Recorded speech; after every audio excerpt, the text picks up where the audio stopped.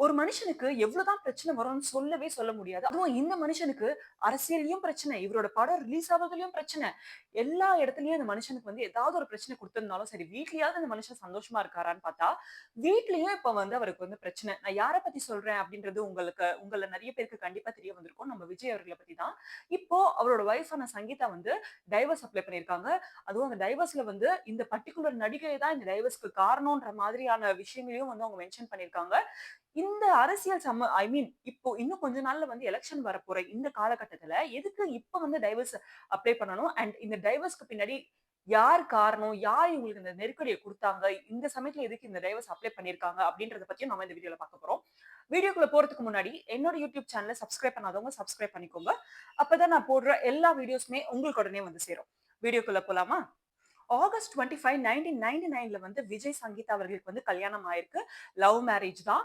Love பண்ணி தான் கல்யாணம் பண்ணியிருக்காங்க. கிட்டத்தட்ட 27 வருஷங்கள் ஆகியும் கூட, இவங்களுக்கு வந்து ஜேசன், திவ்யான்ட்டு 2 பசங்க இருக்காங்க. நல்லா சந்தோஷமா தான் வாழ்ந்துட்டு இருந்தாங்க. நெறைய ஃபங்ஷன்ல வந்து இவங்க 2 பேரையும் ஒண்ணா பார்க்க முடியும்.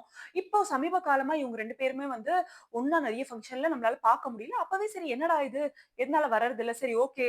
ஒருவேளை வேற எதனா காரணங்கள் இருக்கும். அப்படின்ற மாதிரி நம்ம நெனச்சுட்டு இருந்தோம். ஆனா, ஆம் அரசியல் புரட்சில நெறைய நியூஸ் வந்துச்சு.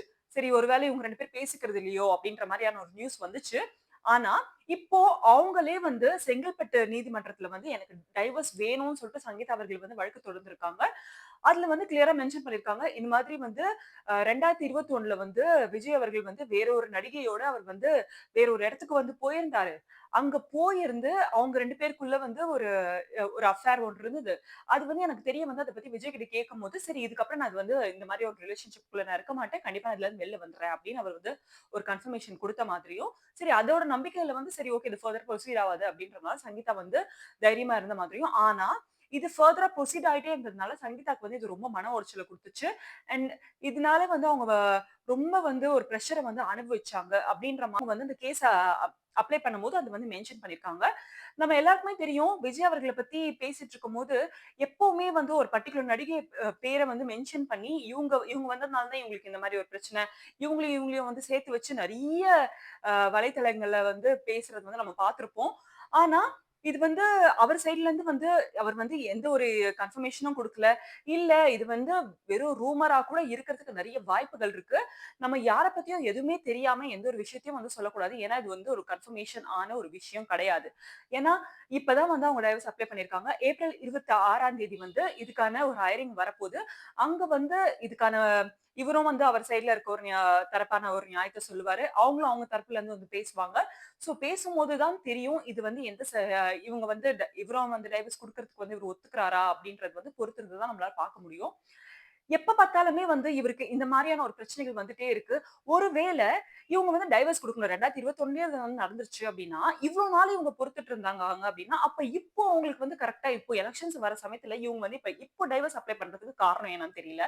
ஒருவேள வேற எதனா கட்சிகளோ, இல்ல வேற எதனா நபர்களோ வந்து இவங்கள வந்து இன்ஃப்ளூயன்ஸ் பண்ணி, இப்போ எலக்ஷன் சமயத்துல இந்த மாதிரியான ஒரு கேஸ் போட்டு, அப்பதான் வந்து இவருக்கு வந்து யாரும் ஓட்டு போட மாட்டாங்க. அப்டின்ற மாரி ஒரு அ கன்சர்னான ஒரு சிச்சுவேஷன மனசுல வச்சுண்டு, இப்ப வந்து அவங்க இந்த மாரியான ஒரு கேஸ் அப்ளை பண்ணாங்களா? இல்ல வேற யாரோட தூண்டுதல்னால இவங்க வந்து இப்ப இந்த கேஸ போட்டுருக்காங்களா? அப்படின்றது வந்து தெரியல. ஏன்னா புடிக்கல அப்படின்னா இந்த விஷயத்த எப்பயோ பண்ணியிருக்கலாம். ஆனா இப்போ இன்னும் 2, 3 இன்னும் 2 மாசம் கூட இல்ல. அதுக்குள்ளேயே வந்து இப்ப வந்து அத போடுறதுன்றது வந்து கண்டிப்பா வேற யாரோ ஒருத்தங்க இதுக்கு பின்னாடி காரணம் இருக்காங்கன்றது வந்து நம்மளுக்கு தெரியுது. ஆனா நம்ம நம்ம எல்லாருக்குமே தெரியும். இவங்க 2 பேருமே வந்து நெறைய பேருக்கு புடிச்ச ஒரு கப்பிள். இவங்க அந்த மாரியான ஒரு விஷயத்துல வந்து இந்த மாரி ஒரு முடிவை எடுத்திருக்க கூடாது. எதுவா இருந்தாலுமே வந்து பேசி நல்ல முடிவை எடுத்திருக்கலாம்.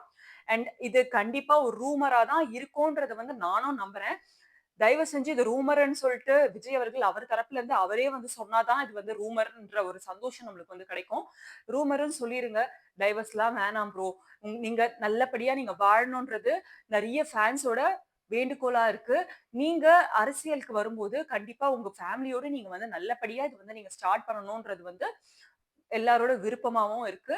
நம்மோ 2026 எலக்ஷன் எந்த அளவுக்கு ஒரு பெரிய சர்ச்சைய கொண்டு வந்திருக்கு அப்படின்றது வந்து நம்ம பார்த்துட்டே இருக்கோம்.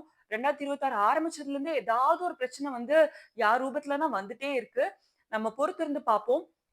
அதுக்கு முன்னாடி யார பத்தியும் எந்த ஒரு இன்ஃபர்மேஷனும் தெரியாம, ஒரு கன்ஃபர்மேஷன் இல்லாம, நம்ம அத பத்தி பேசுறது அண்ட் விஜய புடிக்காதவங்க நெறைய பேர் இருப்பாங்க. இதுதான் சாக்கு அப்படின்னு சொல்லிட்டு அவர பத்தி வேற விதமா போர்ட்ரே பண்ண ட்ரை பண்ணுவாங்க. இதெல்லாம் வேண்டாம். யார பத்தியும் அவதூறா பேசுறதுன்றது ரொம்பவே தவறான செயல்.